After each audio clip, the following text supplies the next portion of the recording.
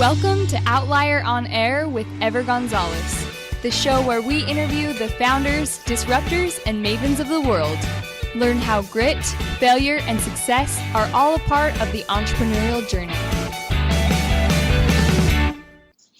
Hey everybody, welcome to Outlier on Air, the podcast where we interview founders, disruptors, and mavens. As always, I'm your host, Ever Gonzalez. On today's episode, we have Joe Jacobi, Olympic gold medalist, performance coach, executive trainer, and professional speaker. Joe, welcome to the show. It's great to be here, Ever. How are you today? I'm great. I'm excited to have you here for a million reasons. You've been on the show before. It was a great episode. People responded well to it. We've invited you back, and we're happy to have you here and just talk about different things and about what you're doing now. But more importantly, I get asked, why a podcast? Why do I interview people? Why I do these things? Am I making money from podcasting? And the answer is always, I'm not making money on my podcast. I'm making money because of my podcast. But more importantly, I get to meet a lot of great people. I met you on our podcast. We connected because of the podcast. We've become friends. I've invited you out to Utah, where we're from, to not only play with us, but to speak to a lot of our outliers. And it's been fantastic. We've known each other for a few years now, and that's why I podcast. And you're the number one reason for that. So thank you. Well, thank you, Ever. I remember I first came across you and Outlier when you interviewed Chris Brogan. Which was my very first episode, by the way. That was my very first interview. That's boy, talk about starting big. Seriously. Chris Brogan, what a great guy, and he's become a good friend. And Lisa, my wife, and I, we talk about podcasting because Lisa actually hosted a podcast for a while, and we know how challenging it is to produce and to organize and to promote. And somewhere a minute of programming in a podcast can turn into an hour of work sometimes. But you just alluded to, I think, what's really in it is the building relationships. You get to talk to the people that you really want to talk to, the people you want to learn from, the people that you want to pull into your community. Mm-hmm. And to me, that really jives with the idea of relationships are the currency of life. Agreed. And this, our relationship is living proof. So I really appreciate it. You mentioned how this whole podcasting thing can really be a little bit more work than sometimes it's worth. But I can see that, and it is a lot of work. But we really have no agenda when it comes to who we have on the show. I call on people to come and be on the show. People that I'm interested in, people that I want to get to know a little bit better, people that I want to have in my circle of influence, and we've had 370 shows or so, something like that, and a lot of the people that we've had on the show, I can easily call or email, and they would take my call, and it's been fantastic. So for those of you that are listening, that are thinking about starting the show, do it. Joe Jacobi is a great example of why you should do it.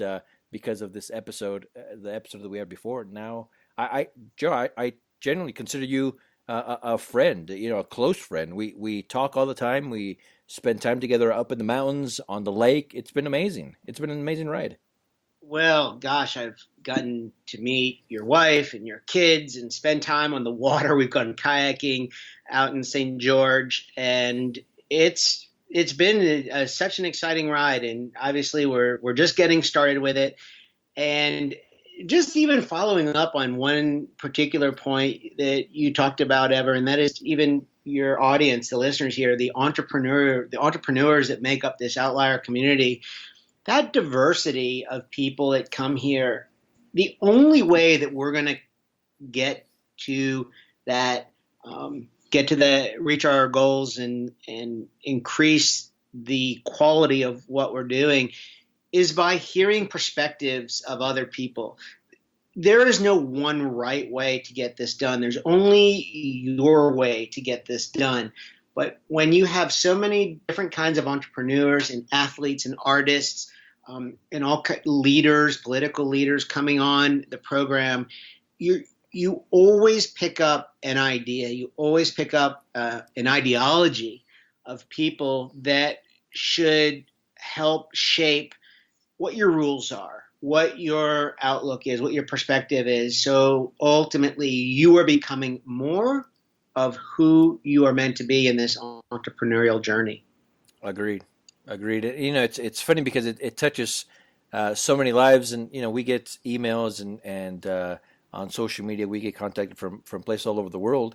Here I am in St. George interviewing people from all over the world, and people are listening, and it's great. And I love our audience, and I love how they interact, and I'm able to connect with them as well. But truthfully, even if nobody was listening, I would still do this just because of the connections that I personally make with people like you and others that we find on the show.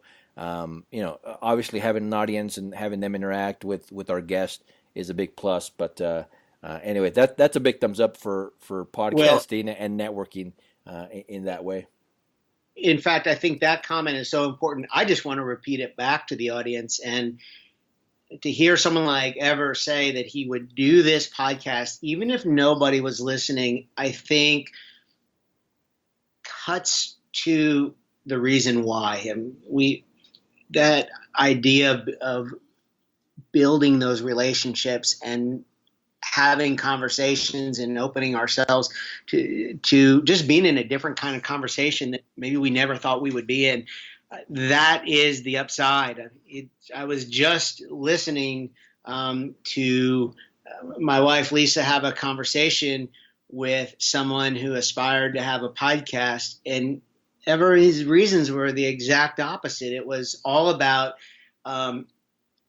growing big and appearing big and meeting stars, and it was completely missing that point of truly connecting with the people. But I also think the market has a very fair and honest way of judging what they're listening to, and there is so much canned information out there, whether it's in the video world, in the blog world, or in the podcast world, that it's the authenticity of a real conversation, the art of a conversation that really comes through and makes this worthwhile. So here we are. This is why it matters. This is why we do this. That's right. And some of our best episodes are when the two of us, me and my guest, when we forget that this is an interview or a show, and it feels more like we're in a coffee shop somewhere, just kind of hanging out and talking, and those are the ones that resonate the most. So I couldn't agree with you most. Well, not lost on me. I mean, when we're done here, I'm making notes about what I learned from Ever Gonzalez. I mean, this is a guy who has really cut a path in a very, very crowded room.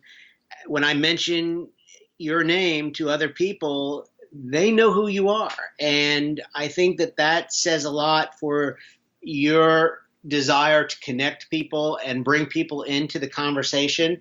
And so, yes, if this is just a conversation between the two of us that a lot of other people happen to hear, I'm still going to finish this conversation the same way, which is open up Evernote and try to write down some ideas about why this is working well. And obviously, I think a lot of these points are going to come from the first few minutes of this conversation, but I need that just to reinforce that idea to myself. Great. I love it. We had you on early on in the existence of the show. Our audience has grown quite a bit since then. So for those that still don't know much about you, how do you introduce yourself at a conference? Give us a 2-minute update, what you've done and what you're doing now, and then let's get into the meat of this. This is going to be like the hardest question that I have to answer today, right? This is always the hardest thing, is that what do you do question. Yeah. It's something that I work on, because I'm not afraid to stand on that idea of being an Olympic gold medalist. You cannot avoid searching for my name on Google. That term is going to come up fairly high on Google in association with my name. And I'm completely good with that. I facilitate that in many ways.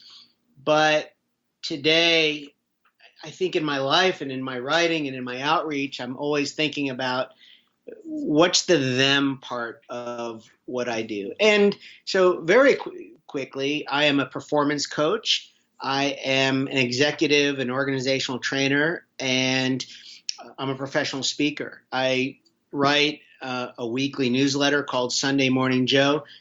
But I think if I really boiled everything down to what I do, I am all about uncovering the high performance talents of leaders and organizations to help them navigate the river currents of business and life. That's my game. I love rivers. I love the values and the lessons that I picked up doing executing a really good performance on the world's biggest stage, and I transfer those to the benefit of my clients, my readers, of just people that I interact with. I think everybody has high performance inside of them. It's just helping them to uncover that talent. Let's go there right now. You achieved success early on, right? On a global stage, Olympic gold medal, the American flag flying behind you, right? You are at the top of the mountain, right? Again, at an early age. After that, what happens next? How do you transition from that moment to now you got to go take out the trash?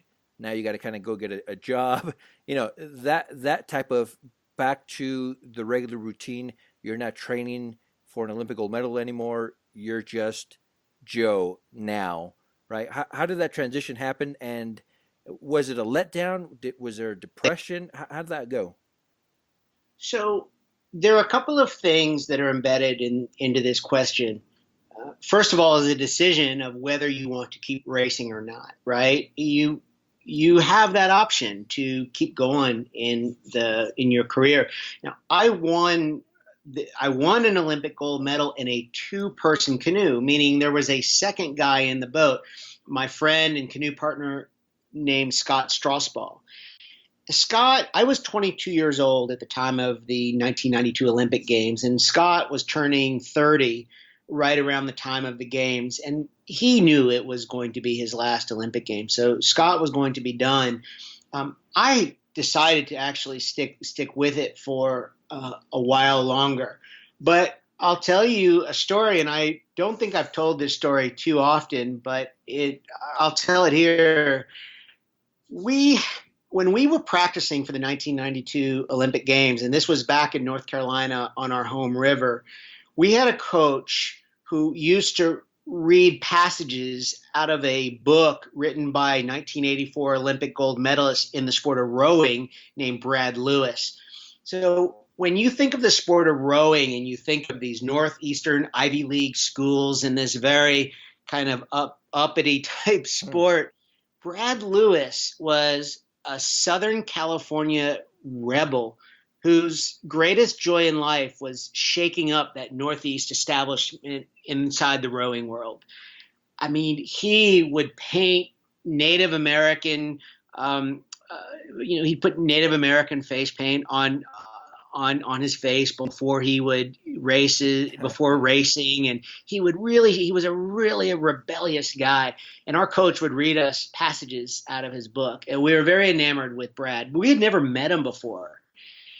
And then after the Olympic race, just a couple of days after we won the race, I was on a subway one night in Barcelona, and I had a chance meeting with Brad. And I actually started crying when, he introduced himself, because he had been such a special part of our Olympic journey. And I said, Mr. Lewis, my stop is coming up right now. Would you come off the train and just sit and talk for a while? I have an incredible story to tell you. And he said yes. And we sat in this empty, dark subway tunnel in Barcelona for the next 45 minutes talking. And I told him the story about how involved he was, this real part of what we did and how we did things. And he was really moved by the whole story. But he challenged me on the same question you're asking. He said, make sure you know why you want to do this. And at 22, I didn't know why I really wanted to keep doing this ever. I, of course, I enjoyed the attention. I enjoyed the idea of doing something really good. But I wasn't like signing up to do all the hard work again. And that led to a very tough 4 or 5 year period for me of how I built confidence and how I either believed or not believed in what I was doing and the choices that I was making. I would think I was a little bit kind of all over the place. And just today, I was writing a Sunday Morning Joe post coming up about the pursuit of high performance and how most people think of it as climbing this mountain, right? And you keep working your way up and up and up the mountain, and you have these little tests that come along the way, and you get through them, and then you kind of keep going up. And what this post that I wrote about really does is it dismisses that idea that you just keep going up the mountain. What I noticed that the very best athletes do, the very high performers do, is that they go up the mountain, they they they challenge themselves towards their big objective, and then when they're done, they don't walk down the mountain, they run back down the mountain, and they come back to a base level where they have oxygen, where they have space, where they have room to take everything they learned and synthesize it in a way that when they put it back together, they're ready to climb the next section even higher than they did before. So the journey to high performance isn't this continuous path up the mountain. It's really this up and down run. Up the mountain, come back down. Up the mountain, come back down. And hopefully as you get better, what happens is that when you come back down, you don't come down quite as far as you used to. You begin to acclimate to a different low altitude. And I think this mindset is very important that can be applied to relationships, that can be applied to entrepreneurship, and of course can be applied to sport or playing an instrument or dance or painting as well. I think building the right kind of model that you work with is very important if you really want to make improvement and see change in the kind of performance that you currently have. You know, when I think of high performance, and I think most of us would think of the athlete, right? The being the best you can, runner, swimmer, whatever. But with what I like with what you're doing, you're high performance in you're talking about everything, mentally, emotionally, right? And so I get the athletic part of you being able to kind of I don't know, make us think differently, or even help us and coach us through that. Um, the stuff that you talk about when you talk about mental high performance and emotional high performance, is that just things that you've learned throughout your journey? Is it continual learning on your end to try to help us, get to that next level? What's the background there when it comes to high performance for everything other than physically, athletically? The physically and athletically. Although one word I'm going to kind of leave out there that most people think of as being physical is the word technique. So we're just going to take the word technique and put it off to the side for just a moment, because I think we can bring that into the mental, emotional, and spiritual part of the journey as well. And listen, I think everyone knows, or everyone hopes, that as we age, as we get experience, we get a little wisdom that comes with that. I have a very defined practice that allows me to check boxes mentally, emotionally, and spiritually every day, in a much more organized way. I won't say much, but in a more organized way than when I was an athlete. I did some really good things as an athlete, but I think I do it better today. I mean, I've added, for example, I have a sitting meditation practice. I practice mindfulness every day. I think that's a very important part. We all talk about this need to have awareness of who we are, what we're doing, that ability to catch ourselves, so to speak, when we're not operating the way we want to be. And mindfulness and a mindfulness practice over time will help with that. I can't say that there's these in with meditation and mindfulness. It's not if you do that, if you do this, you will get that. It's not that at all. But there are some very noticeable differences that take place over time if you incorporate that in. So that's a big part of it. That's part of what I do that helps me. And I think where that particular practice makes a connection is in the health areas of health mentally, especially on the creative side. I the first thing I do after my after I do a mindfulness practice in the morning is I shift over to creativity. I make idea lists. I always listing out ideas. Not what it's not a to-do list for the day, but truly this is something that I completely stole from James Altucher, where a lot of people have heard about this idea listing, 10 ideas a day wrapped around a certain theme. And that for my mental health and kind of expanding my mental capacity has been great. I'm not always working on ideas around business. It can be ideas around anything. And it's not that I hope to act on all these ideas. All I'm trying to do is that we live in a world where, in the way we collaborate with each other, the value of ideas is certainly higher today than it's ever been. And all I hope to do with it is to be a little better at it than I was before. That's kind of the way I approach mindsets and mental health. The idea listing, and that's how I think the mindfulness helps there. Also, on the spiritual side, and not so much in the religious context as much as it's a way to bring gratitude into the equation. And that has been, again, when you practice that every day, and for me, I write in a journal, just like I did when I was an athlete, and I kept a training log where I wrote down my workouts and what I did. Now, today's training log is designed not so I can be an Olympic gold medalist again. I'm not interested in that, but I have a writing, a place to write like a training log that meets what I want to do in my life today. And so I can check in with myself and write what I'm grateful for, write about what's important to me, what the relationship focus of the day is going to be, what my intent is for the day and what I want to be attentive to, what the outlook looks like, how did the day go, who did I serve? These are really wonderful questions, not to just answer one time, but when you do it every day. I haven't missed a day of doing this in years. And all you can say is that when you add the value of these small steps together, you notice big changes in that mental side of what you do and the spiritual side of what you do. And then finally, the emotional side, that's about connecting with good people. And that's always been, when I was an athlete, I came into a wonderful community of great athletes when I was young.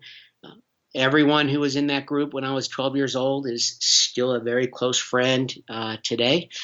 And that's just underpins the value of relationships and how we work on serving those relationships and serving something bigger than ourselves. I think every time I get stuck, what I try to do, I don't always succeed in doing this, but what I try to do is figure out how to turn that stuckness into not what I have to do to get unstuck, but is there someone I can just reach out to and let them know that I'm grateful for that relationship with them, that I'm thinking of them. And I'm much more attentive now when people do that with me, and I appreciate that. And I try to turn that back out the other way too.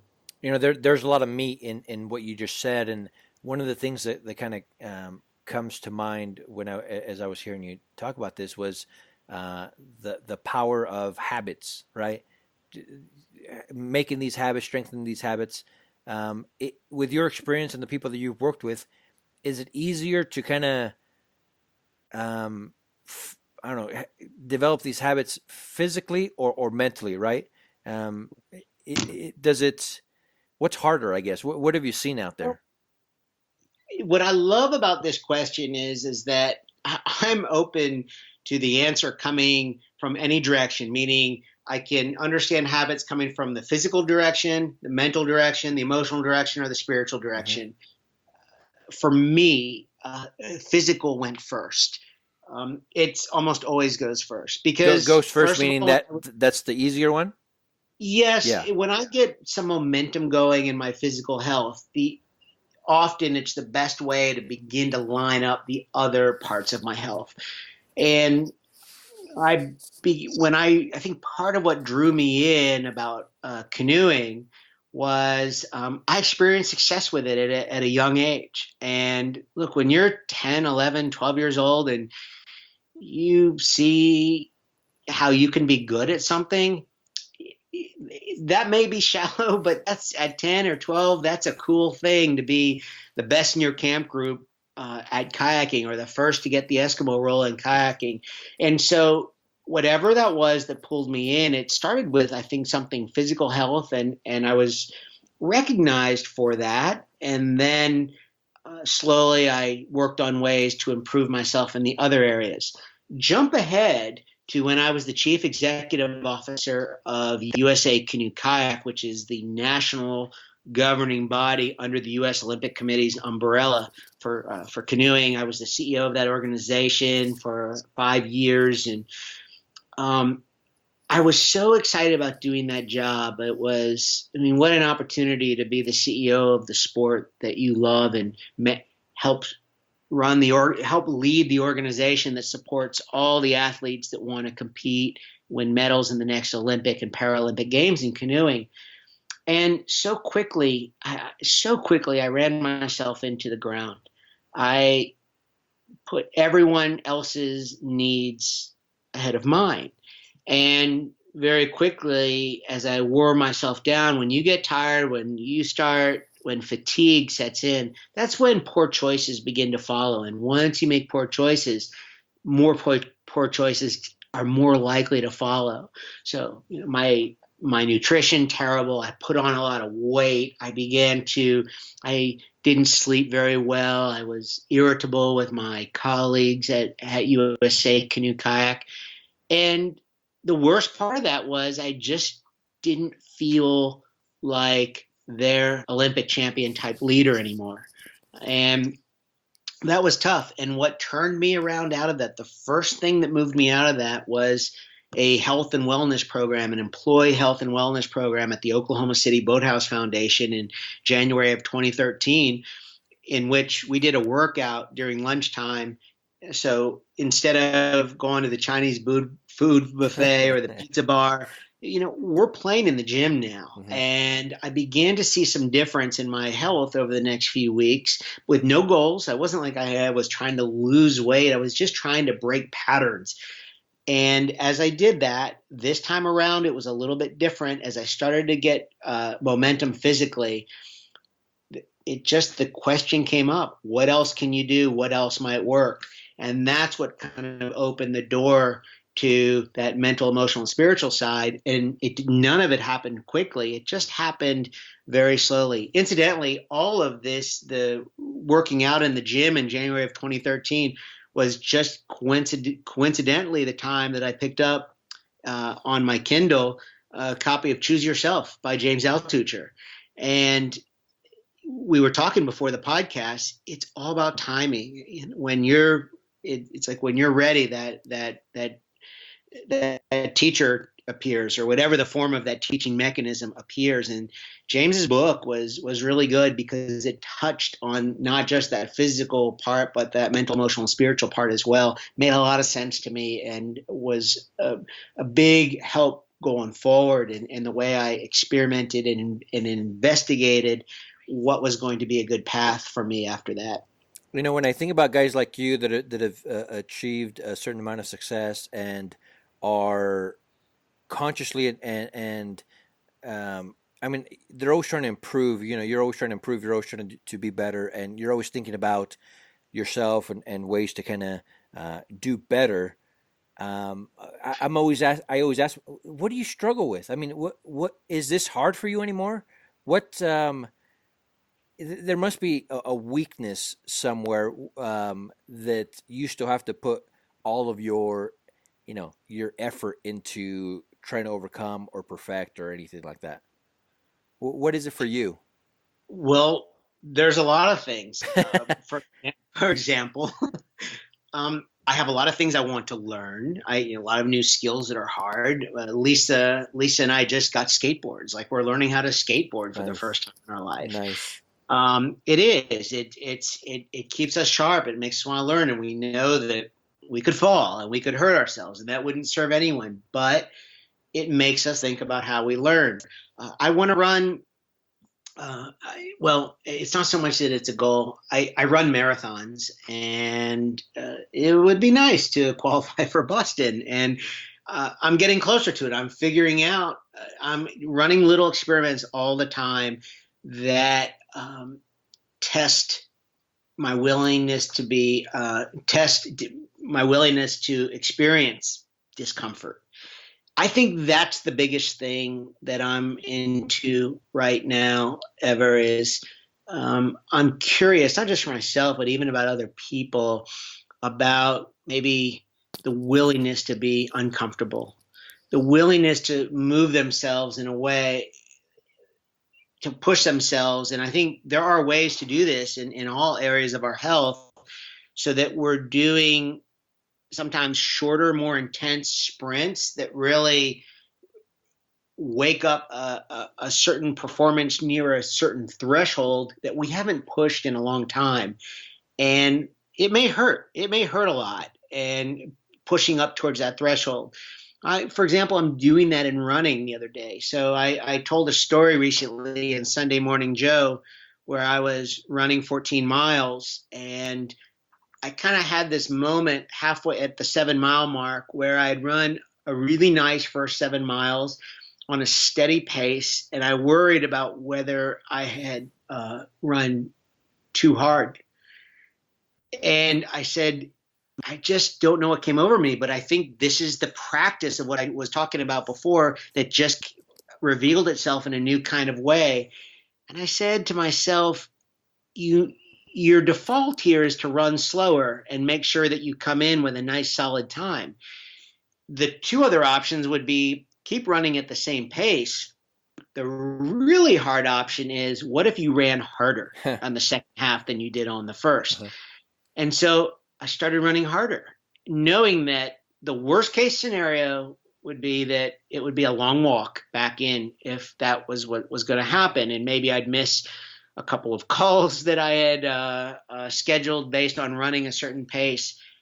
And it was the damnedest thing because I ran my best 14 miles that I've ever run before. And it was as if that euphoria was beginning to pick up for me because I was pushing that threshold at a new level. And it could have gone the other way. It's like I've gone the other way and hit that bonk mode. And it's not fun to be stuck out there. And you can imagine it's like being in the desert outside of St. George and you decide to push it halfway out. And that's a hard place to kind of to bonk out. It's a long walk back into the parking lot when that happens.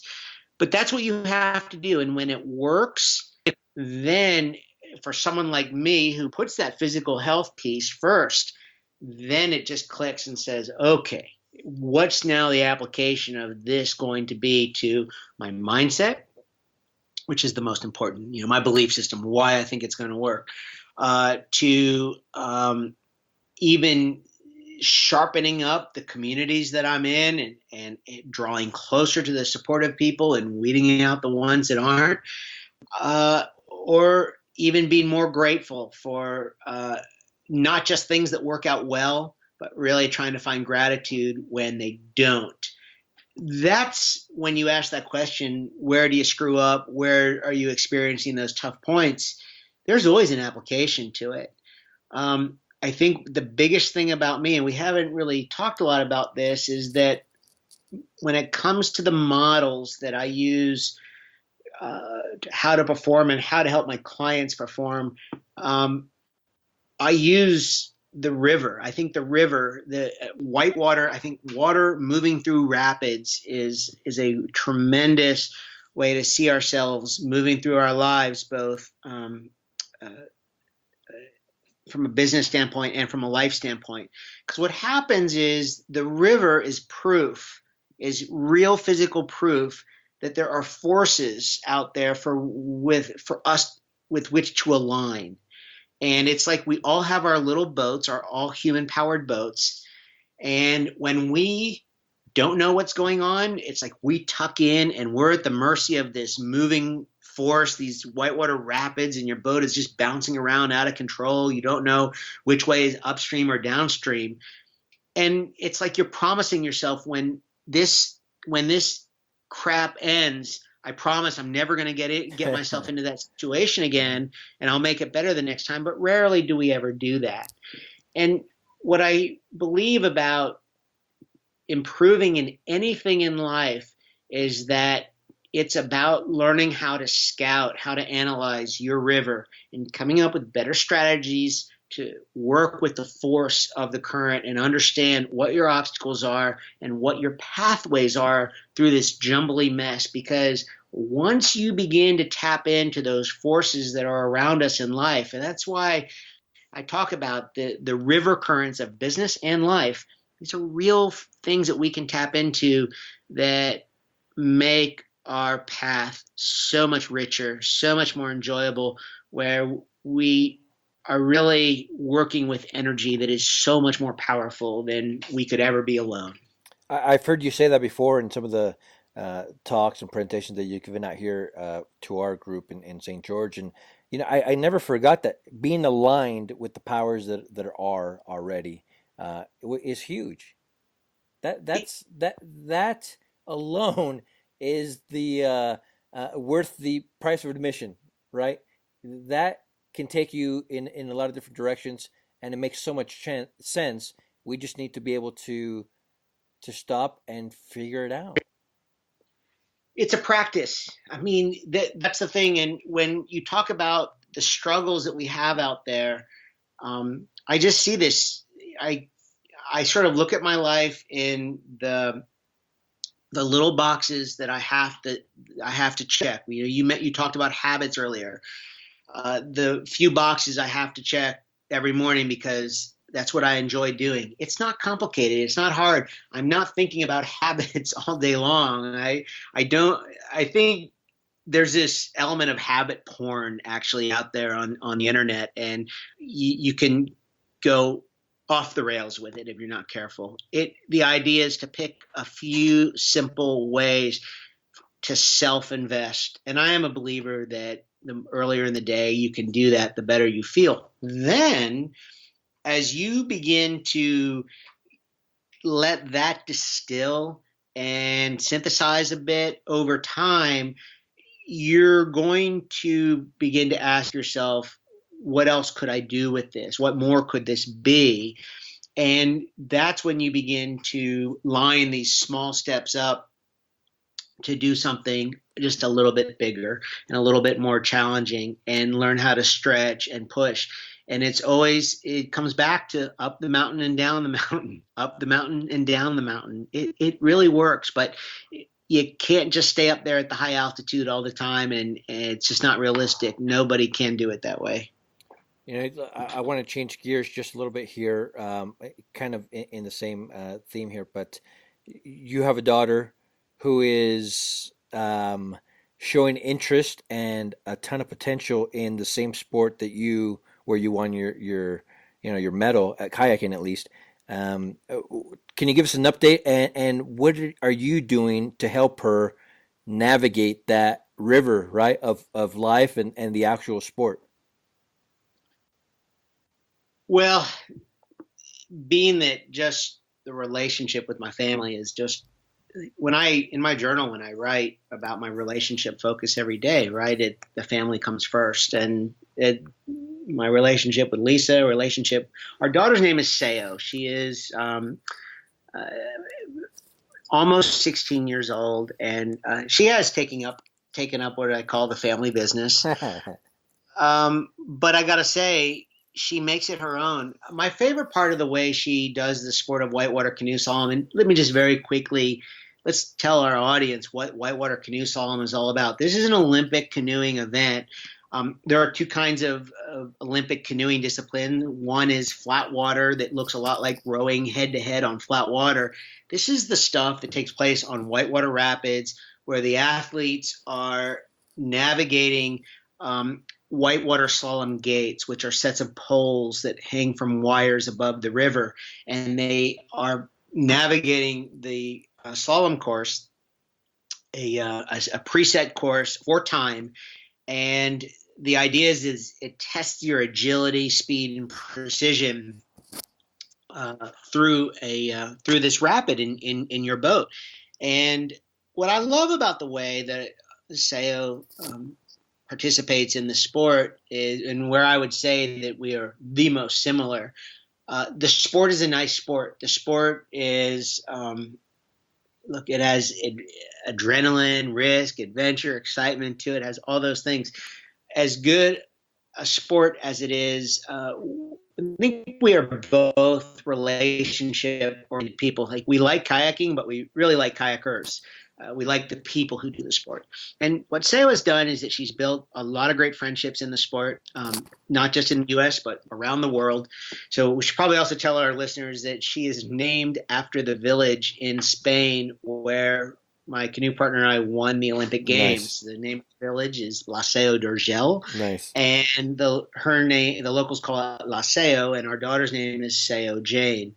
And Seo trains with the local club in her namesake town as much as she does any other club in the world right now. So she's spending a lot of time over there. It's so nice to see the way she's taken even relationships that maybe her mom and dad started and made them her own. Like, I mean, I don't spend a lot of time out on the riverbank anymore. I coach her. I really enjoy coaching her, but I also like that she is coached by other people. She spent a couple of weeks on the World Cup circuit last summer and then spent about 2 months living in her namesake town in Spain. She was out there on her own, and she was navigating not just World Cup racing, but living in Europe by herself as a 15-year-old. And she was killing it. She was booking her own Airbnb, and she eats very cleanly, gluten-free, and just eats very healthy. And so she's organizing that in a country where she doesn't speak language and getting around without being able to drive a car. It was so wonderful to see that growth. And I think that's what a sport, this is the kind of thing that just reinforces to me that the river is such a great teacher, and why and even in my own coaching of clients, whether they're personal clients or they're organizational clients, that river metaphor truly works so well. I just can continue to see it work for others in so many good ways. And I just figured out last year that my coaching and training practice needs to honor my own relationship with the river. So that's what we've done. And even I see where that has helped Seo, and then where Seo has then come back to help me figure this all out even more. This might be too early to ask, but is there Olympic potential there? Well, it is early, and of course there's Olympic potential. I think that the good thing, one of the great qualities about Seo, and this is not easy for a 15-year-old, anyone who has a 15-year-old, it's very hard to get to see your child think in terms of the long game and really play the long game. It's just so easy to play the short game and see what's in front of me right now. And I really admire the way she's doing that. And I think that's where her success is going to be, is doing that. So very interestingly, she had a shoulder surgery back at the end of 2016. And we purposefully did that surgery in Spain. And there's the Spanish team doctor who lives in that same small town of which she's named after, did the surgery, and it was a wonderful experience on so many levels. But now, as opposed to thinking this year in 2017, I could make this team or I could make that team. She's very committed to spending a year of just getting healthy and getting stronger. And I love that. I think one of the things we know about all Olympic sports, and the top high performance experts at the U.S. Olympic Committee would completely agree with this. If they can figure out how to keep athletes training in their sport for longer, like into their mid 30s, even their upper 30s, that's a huge win for the United States. That will help the U.S. perform better. What generally happens in a country like this is that pursuing the Olympics in your 20s, everyone says, oh, that's great. I wish I had done something like that when I was your age. Mm-hmm. And I can tell you from my own experience, when you're 34, because I went to my last Olympic Games at 34 years old, there was a very noticeable change. I mean, I had support, but I ran into plenty of people that said, when I was trying to fundraise at 34, hey, get a job like the rest of us. Your play time is over. Yeah. And look, going to the Olympics at 34 years old, Seo was 3 years old. I was married. I was still married, but I was married. We had a mortgage payment on a house. Like, we were those kind of regular type people and trying to figure out how to underwrite an Olympic campaign. So I think my point in saying this is, we know that in especially sports like rowing and canoeing, where they're so technical and the emphasis on technique are so important, is that if you can figure out how to combat these challenges of you're missing out on jobs, you're missing out on all these things, and we can keep our athletes training a little bit longer, there is no telling what kind of, like, how much more that would increase, I think, the success of the United States in high performance. But I think culturally it's tough. I know from the rowers, many of whom come from wealthy families, and those wealthy families have high expectations for their kids. Yes, rowing at Princeton, Harvard, Yale was nice when they were in college, but then the pressure starts to set in on those kids, and mom and dad are like, when's this rowing habit going to stop? When are you going to grow up and play real life? And which I think is it saddens me ever, because those life lessons that you learn at that stage, where you do something that might not be more popular, or maybe even sort of said a different way, the way you're going to sustain yourself. You don't need to just hope the U.S. Olympic Committee is going to give you money so that you can do the sport. But I think, and entrepreneurs are going to love this, if you're an athlete and you succeed in selling what you are most passionate about, why you want to do something, whether that's to a working environment, sponsors, fundraisers, donors, partners, family members, that skill of selling what you're most passionate about, that's everything in entrepreneurship, right? Because what's the opposite? The opposite is you go and get a real job and you sell what someone else is passionate about. Yep. And that's tough. That's tough. But that's one of the things that these athletes that give the Olympics a real shot, when the going really gets tough, and you stay with it and you learn how to sell your ideas to your coaches, your parents, your family, all those people I mentioned, that never goes away. And that's why I think I wish more Olympians would actually consider startups, entrepreneurship, and said when they're finished competing.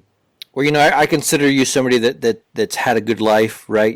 Obviously, you've achieved success early on, like we mentioned, but you've also been able to kind of come and go as you please. And to me, that's more important than just about anything. You can do whatever you want for the most part. But with that being said, would your life be different right now if you ended up with a silver medal or a gold medal, or maybe even no medal at all, right? Yeah, I mean, it's like the butterfly effect. I think one small thing can make a difference, right? And it's closely. You more than most of my friends, you've seen our Olympic race video. And, one of the things I was talking about in the explanation of whitewater canoe slalom, and you're maneuvering around these poles that are hung from the wires, one thing I didn't add is that if you touch those poles with your boat body or paddle, you have penalty seconds added to your time. And there are 25 what's called gates on the Olympic course back in 1992. The gates are the two sets of poles. And on that very last gate, just less than 5 seconds from the finish line, we cut it's called the line through the rapid, right? And I use this same expression with my coaching clients. Like, we're all trying to focus on what's called the line through the rapid, which means the pathway through the rapid where your boat is in the best position to align with the most amount of current and force so that you're successful. And we got a little bit what's called offline on the last gate, and the middle of my body was just headed right to smack the last pole, which would have been 5 seconds added to our time. And I leaned way back onto the back deck of our canoe, and the pole sits just a few centimeters off the water. And I leaned back enough to where there was about enough room to slip a piece of paper between the top of my life jacket and the bottom of that slalom pole. And if we hit that pole, that's 5 seconds added to our time. That with that 5 seconds, we would have been bronze medalists instead of gold medalists. So those are those small differences that make it really count and just can change the course of everything. Having said that, one of the things I love about whitewater and rivers as a metaphor is that it's you navigating these river currents, whether it's in a canoe or, again, in business or life, often working and aligning with force, and you're at the same time you're working with resistance too and obstacles that are in the way. It's not always just a matter of moving the boat as quickly as you can through the water. Often it's course correcting because you're working with a moving medium. You're working with change. Everyone in technology is working with change. So your ability to course correct, to either correct mistakes while they're small mistakes, because we all know a small mistake left undone becomes a bigger mistake later. It's like a snowball rolling down a hill. So the best people aren't really the fastest. The best people are the ones that capture those mistakes while they're still small and before they get big, or even better, they get better at anticipating the mistake before the mistake really happens, and they're able to correct it. So course correction is just a gigantic part of my client work as well. And it just plays right into that river mentality. And that's exactly what happened on the Olympic race and was the difference between a gold medal and a bronze medal. I love it. And you know what? We're going to have a link to that video on our on the site as well. But last few questions as we start to kind of wrap this up. You're a performance coach, executive trainer, professional speaker. I have the opportunity to talk to you on a weekly basis because you're part of our mastermind group. What is all of this going to look like, though, in 3 years, right? When we have you back on this show to talk about, more of the same stuff and what you've done since, what are we going to be talking about? I think in 3 years from now, I think it's a great question, and it's funny you mentioned that. I am thinking more about that time frame as well. What I sort of see, I was challenged by a good friend who I speak to on a weekly basis to kind of crunch numbers and make projections for just 1 year. And of course, being me, I made these projections for 1 year, and then I couldn't stop. It turned into a 3-year projection. And the biggest thing what I saw ever is I feel like that I am one of these people. I choose to go deep with a fewer amount of people than going wide with a lot. Now, there could be some products that come up that do allow that word kind of scale to enter into the equation. I'm not a big fan of the word. I love making a difference, a deep difference for a fewer amount of people than just scratching the surface with a bunch. And so the way I kind of see things developing is not necessarily increasing the volume of what I do, but I think the value of what I'm giving is going to come out more in just my general fees, whether it's speaking, coaching, and training going up, because I think people are just going to see the value of it. So, I'll change the numbers, but the Gary Vaynerchuk quote is that, I sort of feel like there's, people who are going to find ways to work with me at $5,000 or $10,000 now or more that is going to be better than the $25,000 to $50,000, in 3 years from now. And I see that that's the kind of value. I'm so moved by how well this is work. I see it working for other people and the difference that it's making. And of course, I don't necessarily do a ton of product testing. I do a lot of testing on a lot of things, but not product, because I use the product. I don't ever do anything. I don't make anyone do anything that I don't do myself, that I haven't used myself to do better. Most of what I do that I recommend and encourage clients to do are things that I do every day, and I see the difference that it's making in my life right now.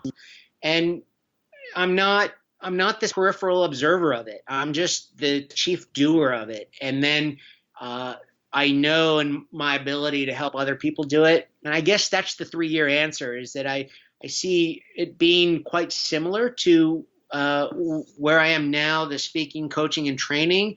But I just see the depth of it being so much better and so much greater, and the value, the kind of clients we're working with, the kind of challenges that we're working on will be bigger challenges.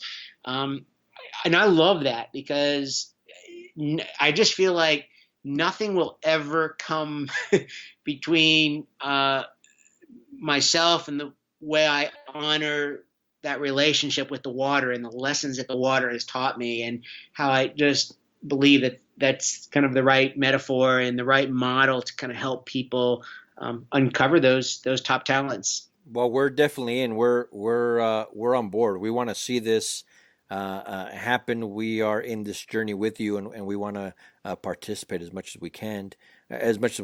So now, last question, really. Our audience, right? They're sitting here. They're entrepreneurs. They're listening to you and the things that you've done, the things that you still want to do. With all of your experience and all the things that you've seen and done, what last piece of advice would you have for them? Something they can use in their own lives right now to take them to that next level, whether it's in business or in life? It's so good. Well, so I'll just sort of share with you the things that seem to work for me. I'm just going to kind of rattle off a few things, and I really hope they'll be of use to the audience. I think if you give them time to distill a little bit, I think you'll see it. My big 3 words for 2017 are depth over width. And I think the application of this idea is so important, because I think it's so easy for people in entrepreneurship to start thinking big and scale and growing. And I'm such a believer in first serve one person. It's like whenever someone comes to me with an app idea, it's like, man, show me the analog version of it on paper and show me how it works and why it's going to work for me. So depth over width is a big one. Another big one for me is start lines over finish lines. That these finish lines are this code word for goals and how good things are going to feel when you get there. And what I find with these finish lines is that I'm not at the finish right now. And the most important thing that I carry around with me every day is my attention, my awareness of where my energy is. And if I'm throwing my energy out into something that may or may not happen, whether that's a certain amount of money I want to make or a certain result that I want or a certain it doesn't help me. When I go to the start line and I think back to the day when I was on the start line of the 1992 Olympic Games, and I remember everything, every little second of the day up until we started, because in the start process, you're so present and you're so aware. I remember nothing of what happened after the finish lines. People still put photos on Facebook of press conferences and the award ceremony. And I just remember so little of it all. But I think it goes to the point, if we as entrepreneurs can figure out how to put ourselves on the start line every day, restart and keep moving back to a starting point, that it allows you to empower attributes and strengths that you have right now. Attributes and strengths you do not have to wait for to develop. You've got things that you have right now that will start getting the ball rolling. It's just a matter of committing to that and stop thinking about how great it's going to be when you have 2x or 10x or whatever the number is that you've told yourself, and start working with attributes, wonderful attributes that you have inside of you right now. Those would be my two points. Go choose depth over width, and start lines over finish lines. Which is great advice, and this is the kind of stuff that that our audience and those that are out there that are interested can find in your newsletter and in the post that you put out there to the world. So, with that being said, where can we find you online? Where can we connect with you? And actually, you're very good at social media and interacting with those that follow you. So, those that are interested, how can we find you? Yes. Well, first of all, I would love if people went to joejacobi.com, JoeJacobi.com. And there's right when you get there, there's a red button in the middle of the website. Click it to subscribe to my Sunday Morning Joe newsletter. That is my weekly post about improving performance, overcoming challenge, and aligning with purpose. Is just those high performance insights, and I love writing it. It's free and it's really good quality. I've been doing this every Sunday for over 2 years now. It started as an email to 5 friends, and now thousands of people read it. I would love it if your listeners would too. And then from there, I mean, that writing also shows up in places like LinkedIn. I repost there eventually, and on Medium, and I'm on Twitter at Joe Jacobi, which is real easy, and I have a Facebook page as well. I try to just be mindful of the different places that people are, and just get on the email list and send me an email and tell me where I should connect with you if you're a listener. I want to hear about what's happening. I love this outlier community. I don't know if we really touch on it, but yes, I do the Outlier Weekly Mastermind that's led by Ever, and we have an incredible group of entrepreneurs, and I'm just very passionate about this community. I really believe in what's happening here and the work that Ever's doing and the way he's connecting dots for us. And I put us, this is like where I'm like you, the audience member. These are dots that are out there. We just got to make ourselves aware of them and start connecting them. Ever can only do so much. You can put the dots on the paper, but we've got to draw the lines between them. So let's get to work. I love it. Thank you. You know, one last plug for you. When we were first thinking about putting these mastermind groups together, you were the first person I called to see if you would be a part of this, because I knew that you'd be an anchor, right, for others to be like, oh, Joe Jacobi, Olympic gold medalist, I'm in. And you were so gracious, and you said absolutely whatever you need. And that relationship is still the same. Whenever I call on you, whenever we need something, you're more than willing to help. So I appreciate it. And so now Outliers, you can go to outliermagazine.co. That's outliermagazine.co. First of all, subscribe to the podcast, rate, review it. But there we're going to have links to Joe's website, all of his social media accounts, and maybe even the video as well. Feel free to reach out to him. He's given us a lot of good content, great words of wisdom for us to be able to take it in and kind of just get to that next level, whether it's in life or in business, like we discussed. Joe, this has really been amazing. I really appreciate you taking the time to talk to us. Ever, this makes me so happy. Like I said, it could have been just, like you said, this could have been just us talking, but I'm hopeful that there will be people out there that will benefit from our friendship, our conversation, and our just the spirit in which we move around the world. I'm just so honored to be on this journey with you. And we're already planning something new. We would love to have you down here in Southern Utah again. So we need to make that happen here in 2017 for sure. Well, the family we need to get the families together That's as well. exactly right. That's exactly right. So, Joe, again, we really thank you for being here. Outliers, we'll talk to you tomorrow.